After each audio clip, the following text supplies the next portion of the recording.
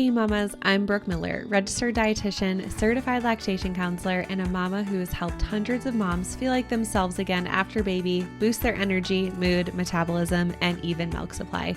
Inside of the Postpartum Shift podcast, you'll learn how to take care of your health so that you can show up best for the ones you care about most.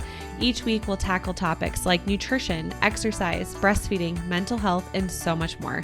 Plus, you'll get access to guest experts who will share ways to make your pregnancy and postpartum experience easier. Whether you're approaching the postpartum period or you're right in the thick of it, you're in the right place. Let's dive into today's topic. Hey, welcome back to the podcast. And today we're going to be talking all about pregnancy and postpartum food aversions, nausea, morning sickness, all the things, and what to do when you get in the situation where you just do not feel necessarily like eating, but you know that it's so important to nourish your body. So you might be listening to this if you're pregnant or you're in the first year postpartum. Some moms, when they are in the postpartum period, they are just extremely ravenous and they are super hungry all the time. And then other moms actually lose their appetite when they are postpartum. And sometimes this is related to the hormone shifts. Sometimes a loss of appetite is due to postpartum depression or anxiety or birth trauma. So just know that food aversions, nausea, morning sickness, like all of these types of symptoms and feelings, you can experience them during pregnancy or postpartum. And so you are not alone if you are experiencing them. And if that's you, you might be wondering, what do you do in these situations? So something really important to keep in mind is to, instead of focusing on 3 big meals a day, focus on small, frequent meals. This can help prevent nausea from getting worse. And when we let ourselves get too hungry, when it's been too long since we've eaten, it can actually cause the nausea to get more intense. Something else you can do is focus on cold or frozen types of foods. Sometimes these are a little bit easier when you're nauseous. So thinking things like making a smoothie, something from frozen fruits and vegetables, or even a popsicle. And you can make your own popsicles from blended up fruit. You can just throw some frozen fruit into a food processor. So it doesn't have to be something that's super high in sugar, but that can help cold types of textures. So think Greek yogurt, fruit. Those things tend to be tolerated better than certain things that are warmer, different textures when you are nauseous. And then of course, things that are more bland. This is definitely something I experienced when I was pregnant and in the first trimester with all of my pregnancies, where I just wanted peanut butter toast so badly and craved things like cereal, which was not something I normally eat or crave. And so things like peanut butter toast can be a great option during this time. And then, of course, staying hydrated, because when we're dehydrated, that can make nausea so much worse. And food aversions, they are not fun. And I think sometimes we beat ourselves up when we aren't making the most nutritious choices, especially when we're pregnant. But at the end of the day, we can do the best we can with what we have. And it is better to get down some bland types of foods and keep them down versus trying to force yourself to eat something and then end up, you're throwing up and vomiting and losing more fluids that way. So it is better to stick with foods that your body can tolerate during this time. Now, of course, if you are experiencing nausea, vomiting, diarrhea, like if you are not able to tolerate a wide variety of fruits and vegetables and, nutrient dense foods, then supplements during this time, they are really important. So taking your prenatal vitamins at a time where you're less likely to get nauseous from them, is important. And you might have to temporarily supplement with protein powders or extra types of supplements or greens or anything like that. You just have to be cautious because sometimes certain green products like green powders, sometimes they'll add additives to it, like they'll add extra caffeine or adaptogens, like just things that aren't necessarily safe for pregnancy or postpartum. So making sure that you're reading labels and getting things there are certain products on the market. There are like protein powders on the market. There are greens products on the market that were designed specifically for pregnancy and postpartum. Needed is a really great brand. They have a ton of different prenatal vitamins and collagen powder and products, and Ritual has some great products as well. And so going with a company that, is specifically designed for pregnancy and postpartum is always a great option. But just know that hopefully this is temporary. Hopefully you don't have to experience this your entire pregnancy or even that long of your postpartum experience.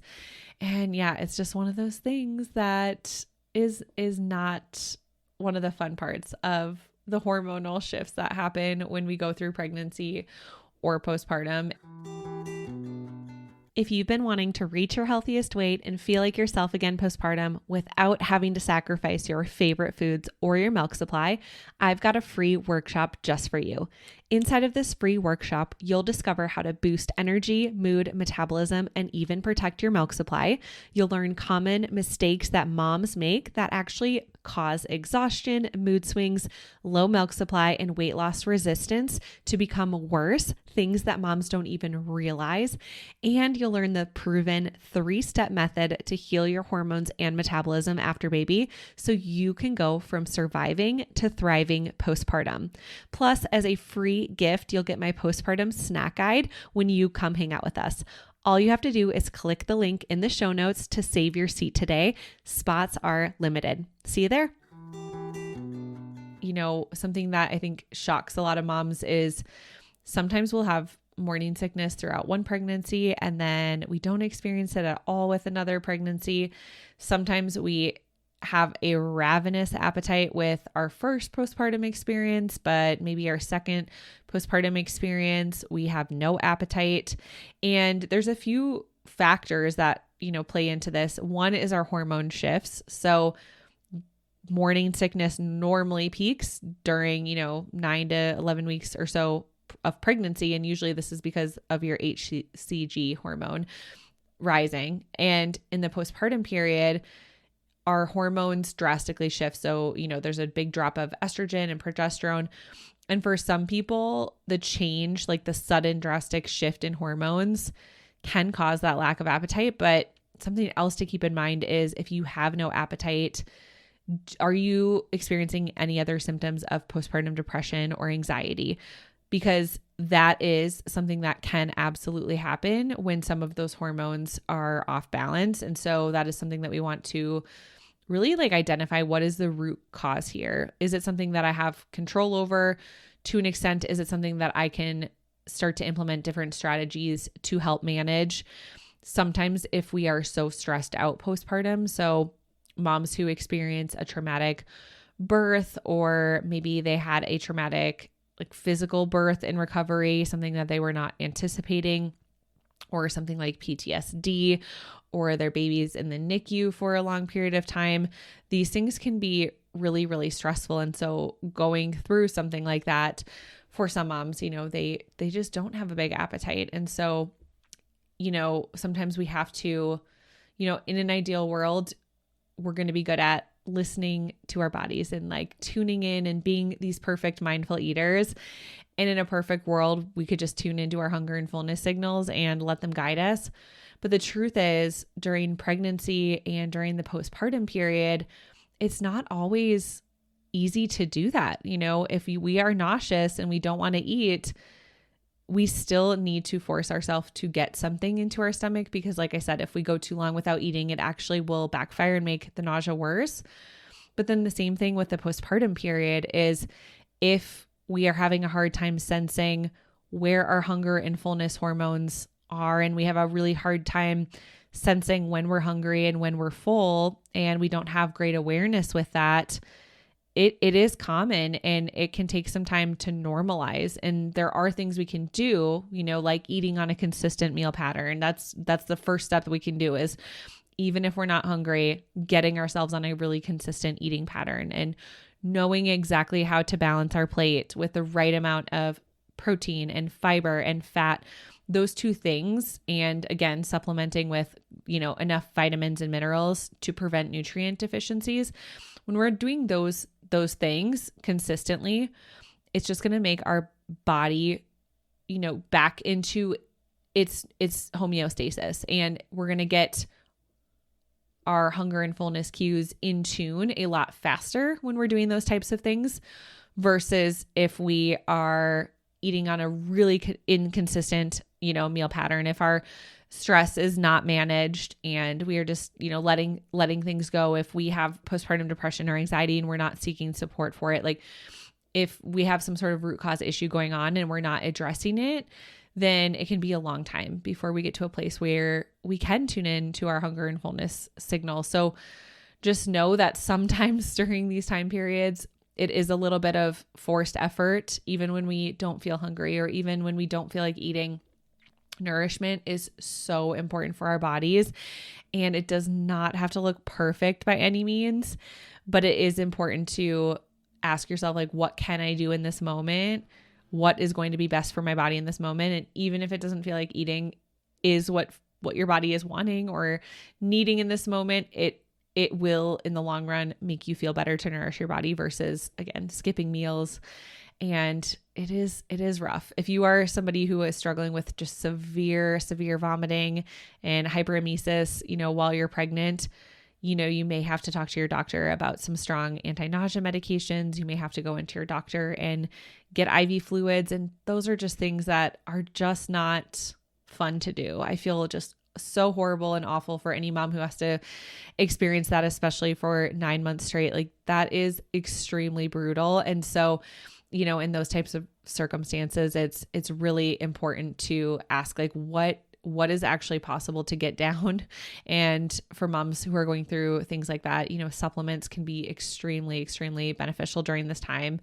And, in some rare cases, moms even need just help with like even tube feeding or, something like that, just to help get them through. And so hopefully you can prevent anything major from happening, major interventions from happening, just by doing some of the tips that we talked about earlier in this episode. And I hope for you, whether you are pregnant or postpartum and listening, I hope that you have just a really, really healthy and hopefully somewhat enjoyable pregnancy and postpartum experience where you are physically feeling like yourself again, where you're physically feeling good mentally and physically. And if you are struggling, there is no shame in that, but do not be afraid to ask for support and help, whether it's from a dietitian, whether it is from your medical team, your healthcare provider, a therapist, like in whatever aspect that you are struggling. Just make sure that you are asking for help because, again, we don't want to have to go through pregnancy and postpartum just feeling, not our best self. So I hope this was helpful. I hope you got some tangible tips that you can walk away with and start implementing. And I hope you have a wonderful rest of your day. I'll see you next week. Thank you so much for hanging out with me and listening to the Postpartum Shift podcast. If you enjoyed this episode, it would mean the world to me if you could share this episode with a mom friend and leave a written review. This helps the podcast reach and help even more moms. Come say hi over on Instagram at Nutrition for Mamas.